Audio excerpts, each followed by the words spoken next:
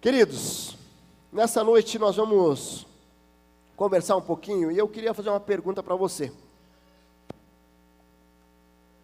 Quem aqui já teve uma situação que precisou ser socorrido por alguém?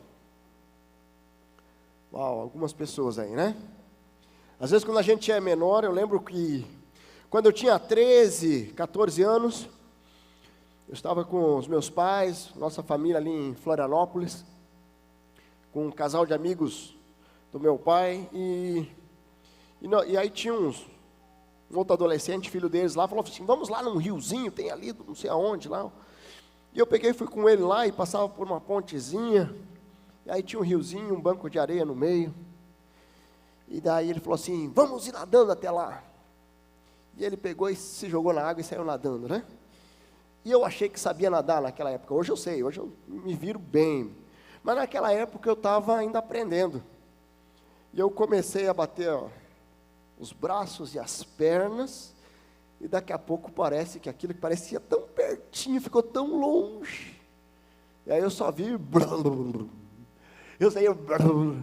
E daqui a pouco eu vejo dois surfistas nadando, um com uma prancha... Eu vi que eu socorro, e eles me puxam, e eles me colocam em cima daquela prancha. Aí eu, ufa, uau, que susto. Os meus pais não sabem até hoje. Espero que eles estejam assistindo, aí eles vão saber, vão descobrir. Mas foi um grande susto. Mas quando houve o socorro, eu me senti seguro em cima daquela prancha, com aqueles dois surfistas ali do lado que sabiam nadar, e foi muito interessante, aquele momento. E sabe o que acontece? Porque eu não precisei pensar para pedir socorro, porque quando eu comecei a afundar, já, socorro. Quando nós pensamos na vida espiritual, muitas pessoas caminham pela vida todo autossuficientes, e vão lá e eu dou conta do recado, mas a hora que as coisas começam a pegar, até o ateu chama a Deus. Até aquela pessoa que sempre rejeitou, mas na hora que o bicho pega, chama a Deus. E muitas vezes Deus acaba sendo um pronto-socorro, que as pessoas acham que agora que eu estou aqui, eu vou lá e busco a Deus. E nós vamos conversar um pouquinho sobre essa dimensão. Eu coloquei como o tema dessa mensagem, encontrando o socorro de Deus nas provações. Como é que nós podemos... Nós vamos estudar um pouquinho, nós vamos conversar um pouquinho sobre uma história de uma mulher que estava num momento de grande dificuldade, de grande provação, e que ela precisou pedir o socorro de Deus. Só que a motivação do coração dela era diferente.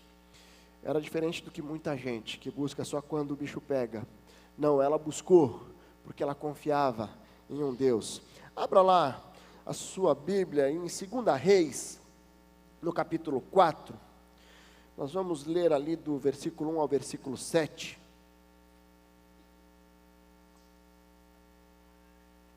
Segunda Reis, capítulo 4. Experiência de uma viúva, uma mãe que estava em grandes apuros e buscou ali o socorro de Deus. Vamos lá. Certo dia, a mulher de um dos discípulos, dos profetas, foi falar com Eliseu: teu servo, meu marido morreu, e tu sabes que ele temia o Senhor, mas agora veio um credor que está querendo levar meus 2 filhos como escravos. Eliseu perguntou-lhe: como posso ajudá-la? Diga-me o que você tem em casa. E ela respondeu: tua serva não tem nada, além de uma vasilha de azeite. Então disse Eliseu: vá pedir emprestada vasilhas a todos os vizinhos, mas peça muitas. Depois entre em casa com seus filhos, feche a porta, derrame daquele azeite em cada vasilha e vá separando-os as que você for enchendo. Depois disso, ela foi embora, fechou-se em casa com seus filhos e começou a encher as vasilhas que eles lhe traziam. Quando todas as vasilhas estavam cheias, ela disse a um dos filhos: traga-me mais uma. Mas ele respondeu: já acabaram. Então o azeite parou de correr. E foi e contou ao homem de Deus, que lhe disse: vá, venda o azeite e pague suas dívidas, e você e seus filhos ainda poderão viver do que sobrar. Amém? O que nós tiramos dessa história aqui? Uma viúva, imagina uma viúva de um servo de Deus, alguém que temia o Senhor, era um dos discípulos ali do profeta Eliseu. Eliseu era um profeta que naquela geração, muito reconhecido, com muitas vitórias. A Bíblia descreve algumas das experiências de Eliseu. E aquela mulher, ela já tinha perdido o marido, e ela já estava ali com o coração dilacerado possivelmente, porque perdeu não só o marido, mas perdeu o provedor da casa, perdeu a referência dos filhos, num momento ali de grande dificuldade. E de repente, ela vem e vê credores batendo a sua porta, né? E nós vimos aqui, que no testemunho, que de repente, sem menos esperar, possivelmente ela não sabia também desses credores, porque naquele contexto o marido fazia as negociações, o marido fazia os compromissos e nem sempre compartilhava com as esposas. E de repente ela vê lá: você tem que me pagar. Mas ela olha, ela não tinha nada. Vou pagar com o quê? Como? De que forma? O meu marido, que era o provedor, que é quem tinha o sustento, quem trazia, ele simplesmente morreu e eu não tenho como pagar. E quando nós olhamos a lei daquela época, lá em Levíticos 25, ele relata um pouco isso. Quando alguém devia, era devedor, o credor tinha o direito de fazer aquele devedor servo, e os seus filhos também, para trabalharem ali até pagar a dívida. E é interessante, e aquela mulher, ela está ali naquele desespero, e aí ela precisa pedir socorro. Socorro para quem?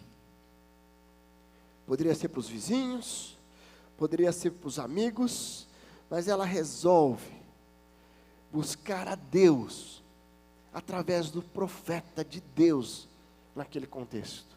E ela vai até Eliseu, e ela fala: você sabe que meu marido temia o Senhor, eu estou com essa dificuldade, eu preciso de socorro. Qual a provação que você está passando hoje? Ou você já se deparou com uma situação como essa? Como que você resolveria essa situação hoje? De repente, você se depara sem o marido, ou sem a esposa, e de repente você tem ali os filhos, e de repente você tem os credores batendo à sua porta. E aí, como você reage? Aonde você busca o socorro para vir amparar e resolver aquela situação? Essa mulher, ela buscou no Senhor. E quando nós olhamos ali no versículo 1, e é o primeiro ponto que eu destaco desse texto, dessa história linda, uma história que mostra um Deus provedor, sim, um Deus que não nos deixa faltar nada, certo? E se está faltando algo, porque não é imprescindível para a sua vida, porque Ele nos sustenta. Então, o versículo 1, ele vai falar ali, certo dia, e vai contar a história da mulher, né? E aquela mulher, ela começa dizendo que o seu marido era um homem temente ao Senhor. Então, quando nós precisamos de socorro, nós não precisamos buscar em lugar nenhum, a não ser no Senhor, e no Senhor somente. Imagine 2 filhos, sem comida em casa, cobradores ameaçando retirar os filhos. Você consegue imaginar essa situação? E ela vai e busca no Senhor, através do profeta Eliseu. Você tem confiado, tem buscado no Senhor, ou tem confiado e buscado em outras situações? Eu lembro uma situação que nós precisamos experimentar essa busca de socorro no Senhor. E foi aonde Deus começou toda essa dimensão do meu chamado pastoral. Eu e a minha esposa, nós tínhamos somente a Fernandinha, nós estávamos em Brasília. E nós fomos para lá e fomos a convite de um deputado para trabalhar e desenvolver um trabalho lá. Só que lá nós levamos um grande calote, foi uma grande decepção em alguns aspectos, mas foi necessário que nós passássemos por aquela aprovação, porque aquela situação era Deus forjando o nosso caráter, era Deus preparando para algo muito maior, que é algo que nós estamos vivendo hoje. Hoje, quando eu olho a minha vida ministerial, eu olho a minha vida familiar, eu olho tudo o que Deus tem feito na minha vida e na minha história, eu vejo que tudo o que Ele tem feito é algo que eu precisava daquela experiência em Brasília. E lá teve uma situação muito complicada. Eu já tinha utilizado todos os limites possíveis, todos os empréstimos possíveis, porque eu saio daqui de um aluguel de R$450 para pagar um aluguel de 1.800 em Brasília, lá é tudo mais caro. E nós estávamos num momento de grande dificuldade, era uma sexta-feira, à tarde, nós olhamos para os armários, e nós olhamos para a geladeira, e nós, realmente, o que nós vamos comer nesse final de semana? Eu tinha deixado uma sociedade aqui, onde a minha condição para que eu fosse até Brasília é que eu não retiraria nada dessa empresa enquanto eu estivesse lá. E aí eu falei, bom, cheguei para minha esposa, o que nós vamos fazer? Estamos com essa situação. E na minha cabeça já pensando, se não conseguir, sábado de manhã eu vou procurar fazer um bico, vou descarregar um caminhão, vou fazer alguma coisa. A minha esposa, muito sábia, muito linkada com Deus, falou assim, querido, vamos fazer um culto de gratidão ao Senhor, porque nós cremos que Deus, Ele está nos permitindo passar por essa provação, porque Ele quer nos ensinar. E eu lembro que a Fernandinha, com 1 aninho de idade, nós ajoelhamos no meio da sala daquele apartamento, e ali nós choramos, e ali nós rimos, e ali nós oramos, e ali nós cantamos, e colocamos diante de Deus o nosso coração. Queridos, e nós fomos dormir naquela noite, e eu fui meio angustiado, eu fui meio, o que Deus vai fazer? Eu fui meio crente coador, né, de pouca fé. Mas, acordo sábado de manhã, primeira reação, deixa eu olhar se tem alguma coisa na conta, não tinha nada previsto. A hora que eu abro a conta, tinha um depósito de R$360, feita no caixa automático de uma cidade de Santa Bárbara do Oeste, coincidentemente aonde nós temos a primeira igreja batista do Brasil, Santa Bárbara do Oeste. Até hoje, eu não sei quem fez esse depósito, eu sei quem mandou fazer. Foi o meu Deus, foi o nosso Deus. Mas, aquele milagre do Senhor, trouxe em nós tanta alegria, porque aquele milagre, queridos, foi somente um evento, que refletia todo um pano de fundo de Deus, que Ele estava fazendo nas nossas vidas. Ele estava restaurando as nossas vidas.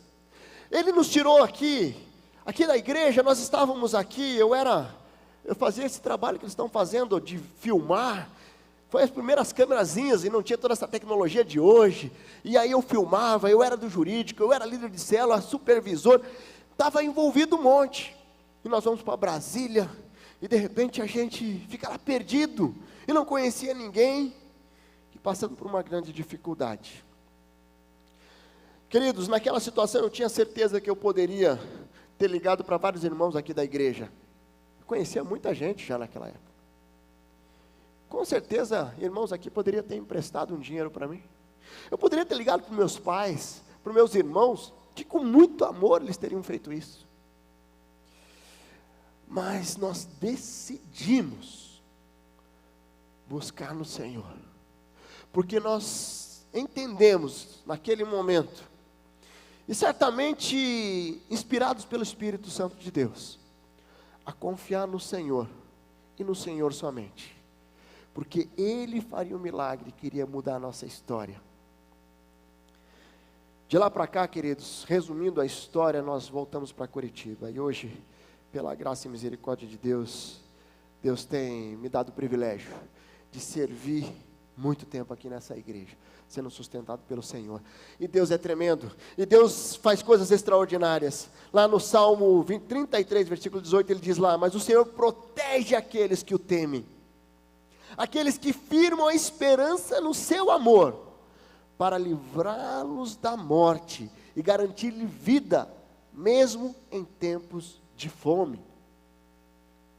Quando nós estamos diante de uma situação onde nós não encontramos saída, o que Deus espera é que nós possamos buscar nele o socorro, e nele somente. Quando você busca em qualquer lugar, você pode ter qualquer coisa de retorno, mas quando nós buscamos na presença de Deus, quando nós buscamos na fonte do Senhor, Deus faz algo extraordinário. Se você já passou por uma situação como essa, de angústia, desespero, como essa mulher, se você está passando agora por isso, eu quero dizer que existe um Deus que pode sim te socorrer desse câncer, que pode te socorrer desse desemprego, que pode te socorrer desse casamento quebrado, que pode te socorrer desses relacionamentos destroçados, que pode te socorrer sim do teu desafio, da tua provação. Se você quer sim experimentar algo extraordinário, busque o socorro no Senhor. Nós identificamos que essa mulher, ela poderia ter buscado de outra forma, ela poderia ter fugido, ela poderia ter feito tanta coisa, mas ela decidiu não. Eu sei que meu marido temia o Senhor, e certamente ele passou isso para aquela família, e aquela esposa conhecia o Deus que operava milagres, e ela decidiu buscar, através do profeta Eliseu, o socorro no Senhor. Queridos, mas além de buscar o socorro do Senhor, nós temos outros ensinamentos que nós aprendemos com essa história, desse Deus provedor, um Deus que nos ensina muito, que nós não podemos subestimar a nossa capacidade, não subestimar aquilo que Deus tem nos dado. E às vezes a solução está conosco e nós estamos procurando solução em outros lugares, quando na presença de Deus, Deus pode pegar algo que nós temos e transformar a nossa história. Veja ali no versículo 2, quando o profeta Eliseu fala: como é que eu posso ajudá-la? Diga-me o que você tem em casa. E ela respondeu: tua serva não tem nada, além de uma vasilha de azeite. O que ocorreu com essa mulher? Ela não tinha ideia do potencial que ela tinha em casa. Ela tinha um vidrinho de azeite, um galãozinho de azeite, e é o que ela tinha. Mas quando ela abre esse potencial para Eliseu, para o profeta de Deus, ela tem a resposta de que aquele potencial é muita coisa. Eu olho ali, ela falou, olha a palavra dela: tua serva não tem nada além de uma vasilha, subestimando. Queridos, de repente, você está aqui nessa noite, e você está subestimando o seu potencial, porque um dia alguém falou que você não é capaz, ou um dia alguém falou que você não vai conseguir, ou de repente em algum momento você foi humilhado, você foi abusado, abusada, e isso faz com que você se sinta menor do que os outros, e você não sabe qual o potencial que você tem, que Deus quer usar, para transformar a sua história. Quando nós buscamos o socorro do Senhor, e apresentamos o nosso potencial para o Senhor pega esse pequeno potencial e transforma numa grande transformação. Quando nós olhamos, nós temos alguns exemplos, como Deus usa o que nós temos. Quando Deus vai fazer coisas maravilhosas através da vida de Moisés, Ele pega o cajado que Moisés tinha na mão. Quando Ele vai fazer o milagre da pesca, Ele pega as redes que os homens estavam ali, Ele pega o que os homens têm e transforma em algo extraordinário. O que você tem se apresentado diante do Senhor? De repente você está numa grande provação, e você está buscando o socorro do Senhor, mas você está esperando: Senhor, me socorre aqui, mas eu quero ir lá, vou pedir um empréstimo para fulano, para ciclano. Senhor, me socorre aqui, mas eu vou fazer algo. Calma, o que você tem para apresentar para o Senhor? Você tem um coração limpo? Você tem um coração íntegro? Você tem a sua fé para apresentar para o Senhor? Queridos, quando nós nos apresentamos o nosso potencial, Deus pega aquilo que nós achamos tão pequeno e transforma em algo grandioso. Quando o nosso Deus é pequeno, o mundo e as provações parecem muito grandes. Mas quando o nosso Deus é grande, o mundo e as provações ficam tão pequenos. Ficam tão pequenos. Eu quero dizer que o teu potencial foi sonhado por Deus desde o ventre da sua mãe. O seu potencial Deus conhece. Você não precisa provar para Deus nada. Você só precisa deixar Ele desenvolver. Normalmente o potencial de muitas pessoas não é desenvolvido, não é porque a pessoa não tem o potencial, porque ela mesma coloca barreiras nesse potencial. Tem uma situação que a minha filhinha, ela sempre foi bem na escola e tal, está na 8ª série, o bicho começa a pegar. Sabe, quando você vai pegando assim, os desafios começam a ser maiores. E ela estava com uma nota que ela precisava recuperar aquela nota. E ela estava estudando para a prova. Daí eu falei, daí filha, como é que está aí? Você está bem? Pai, eu estou com medo. Medo por quê, filho? Pai, a outra prova que eu fiz, que eu não tirei uma nota tão boa, eu sabia tudo. Eu tinha estudado. E a hora que eu cheguei lá, deu um branco. E eu fiquei com medo. Eu estou com medo agora, eu já estudei bastante, mas eu posso chegar lá e dar um branco. Eu tive que relembrar ela todo o potencial dela. Eu tive que relembrar fatos e situações que ela enfrentou, de grandes desafios. Queridos, quando ela relembrou o potencial que ela tem, ficou mais fácil. Aquele gigante que estava se apresentando na frente dela, ficou mais fácil de ser superado. Quando nós olhamos Davi, como ele derrubou Golias, certo? Como que aconteceu? Ele sabia o potencial que ele tinha, não pela força dele, mas porque ele sabia que Deus ia usar todo o potencial concentrado para derrubar aquele gigante. Tanto que ele falou, mas eu já derrubei leões, eu já enfrentei ursos, e ele começa a contar, quando eles começam a questionar se ele poderia ou não, ele sabia o potencial que ele tinha. Você sabe o teu potencial? Você tem subestimado quem você é diante do Senhor? Não deixe ninguém limitar o seu potencial. Você está lá na tua empresa e está com medo de ser mandado embora? Confia no Senhor e deixa Deus aperfeiçoar o teu caráter, a tua caminhada. Teu casamento não está bem? Confia. Mostre todo o teu potencial como esposa, como esposo. Você está com uma dificuldade com seus filhos? Está difícil. Busque no Senhor todo o seu potencial. Ah, mas até agora, eu nunca me envolvi muito com os meus filhos. De repente é hora de você se envolver, é hora de você investir na vida deles. Quando nós nos autolimitamos, podemos estar limitando o agir de Deus em nossas vidas. Como Deus não arromba os corações, para que possamos tomar uma decisão ao lado de Jesus e seguir a Deus, Ele também não vai nos forçar a desenvolver todo o nosso potencial. Nós precisamos dar passos de fé. Uma das coisas que eu mais gosto de fazer, queridos, é dar passos de fé.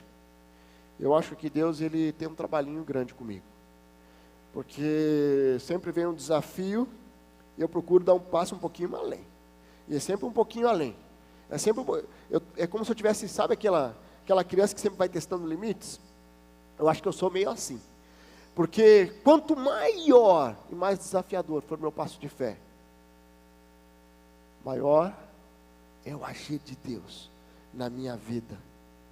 E eu creio que Deus tem grandes coisas para fazer na tua vida, na minha vida, nas nossas vidas. Mas nós precisamos buscar nele o socorro e confiar que nós podemos apresentar o que nós temos diante de Deus. Quando nós seguimos no texto, nós vimos também que além de buscar no Senhor, através do profeta Eliseu, que além de confiar o potencial que ela tinha, aquelas vasilhas, aquele azeite, ela também obedeceu às orientações que o profeta passou a ela.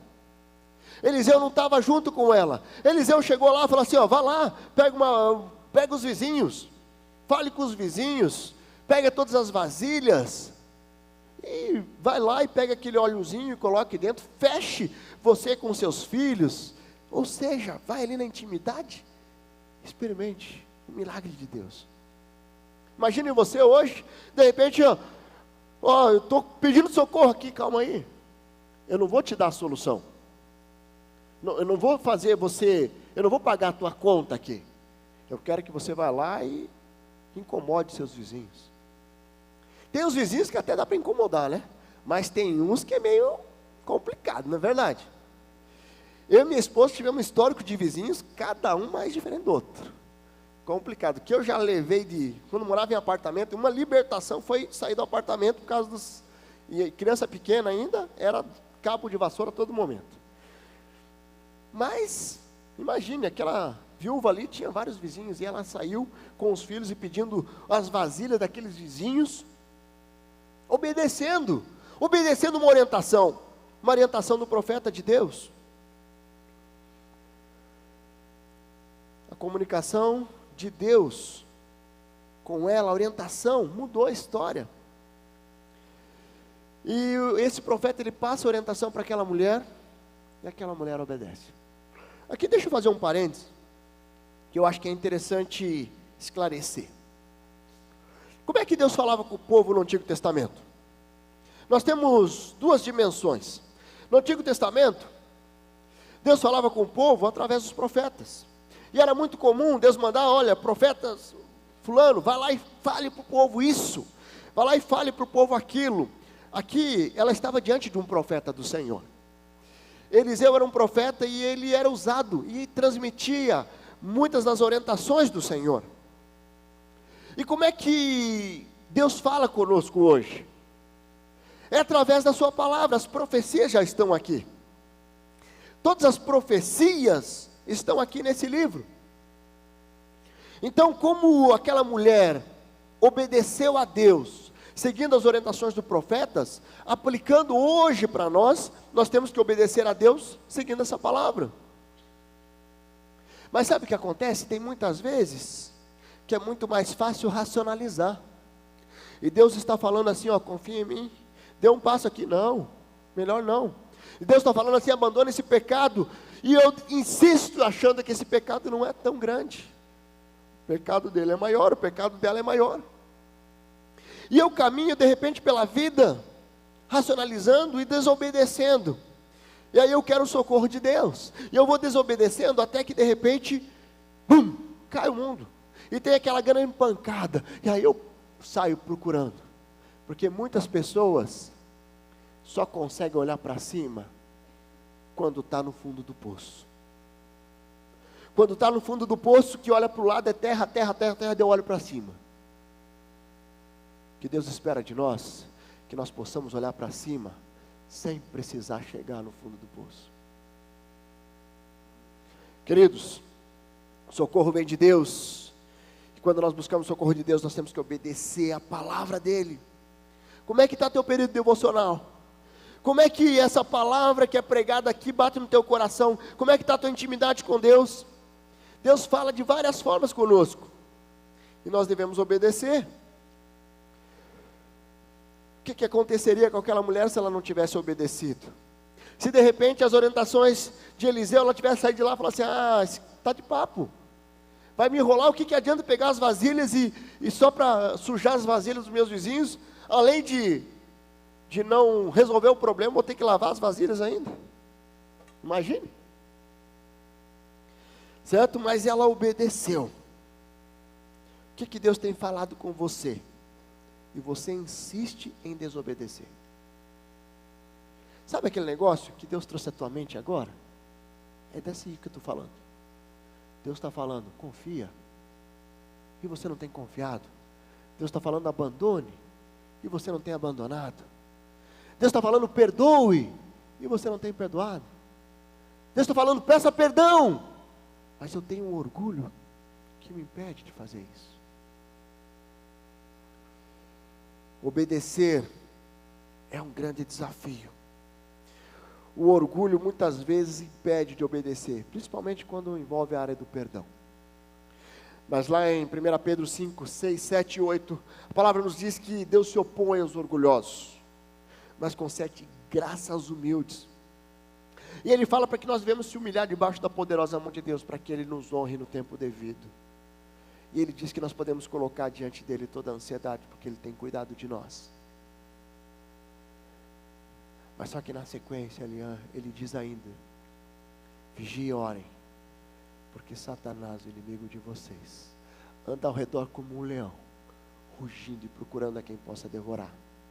Quando nós caminhamos em desobediência, nós estamos sendo presa fácil para Satanás.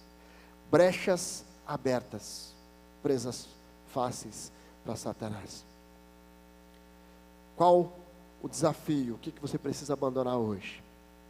Então, quando nós buscamos a Deus, quando nós damos um passo de fé com o nosso potencial, e quando obedecemos, nós recebemos muito mais do que pedimos. Quando olhamos para essa história, nós vemos que no final da história, além da experiência extraordinária que essa mulher teve com o Senhor, de ver aquele azeite se multiplicando dentro daquelas vasilhas, vendo o milagre de Deus acontecendo na frente dela, na presença dos filhos, ela, além de pagar a dívida, ela tem o suprimento para poder sobreviver. Veja ali no versículo 7, o profeta Eliseu diz lá: vá, venda o azeite e pague suas dívidas, e você e seus filhos ainda poderão viver do que sobrar. A mulher foi socorrida, os filhos foram retirados daquele risco de ser vendido aos credores, e além disso, ela foi muito abençoada. No Salmo 121, 1 e 2, o salmista fala assim: levanto os meus olhos para os montes e pergunto, de onde vem o meu socorro? O meu socorro vem do Senhor que fez os céus e a terra. Queridos, quando nós experimentamos o socorro de Deus, certamente Deus nos socorre com uma experiência muito além do que nós pedimos. Porque Deus não é econômico nas bênçãos dele, na graça, no amor, Ele é superabundante. Você precisa pedir o socorro de Deus? Qual a tua luta que você precisa olhar para o Senhor e pedir a Ele: socorre-me, Deus? Que você precisa olhar: Deus, o que eu preciso mudar em mim para que esse socorro venha? O que eu posso fazer usando o meu potencial para que esse socorro venha? Deus, me ajude a obedecer, experimentar o milagre do Deus provedor, de um Deus que nos socorre no momento de angústia e aflição. Esse é o desafio.